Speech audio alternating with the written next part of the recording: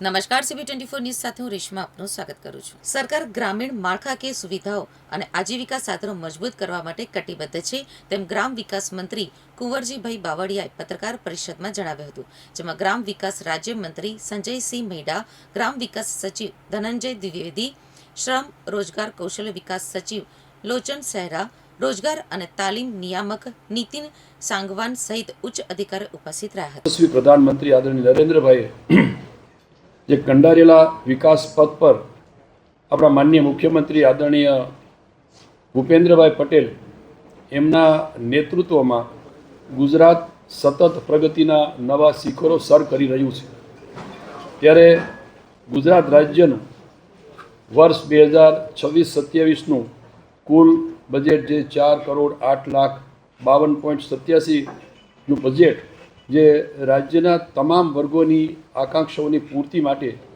રાજ્યને આત્મનિર્ભરતાથી એની દિશામાં એક આગળ લઈ જનારું આ બજેટ બની રહેશે। આ કુલ બજેટ પૈકીનું ગ્રામ વિકાસ વિભાગ માટે કુલ રૂપિયા 5,479 કરોડ રૂપિયા તથા શ્રમ કૌશલ્ય વિકાસ અને રોજગાર વિભાગ માટે રૂપિયા 2,902 કરોડની બજેટરી જોગવાઈમાં આમાં કરવામાં આવી છે મારા વિભાગોને।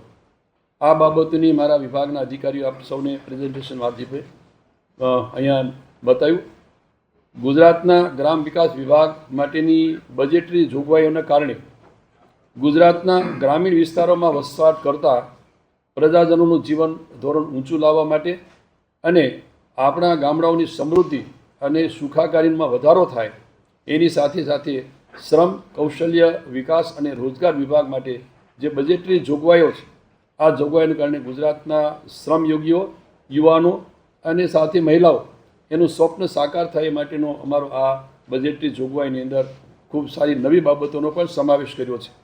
આપ સૌને ખાસ કરીને આજે ઉપસ્થિત રહ્યા એ બદલ હું આપ સૌ પ્રેસ મીડિયાના મિત્રોનો હૃદયથી આભાર માનું છું અને આપ સૌ આવતા દિવસમાં ગુજરાતની જનતાનો આપણે સૌ સાથે મળીને એક ઉજ્જવળ ભવિષ્યની શુભકામનાઓ પાઠવીએ। ધન્યવાદ।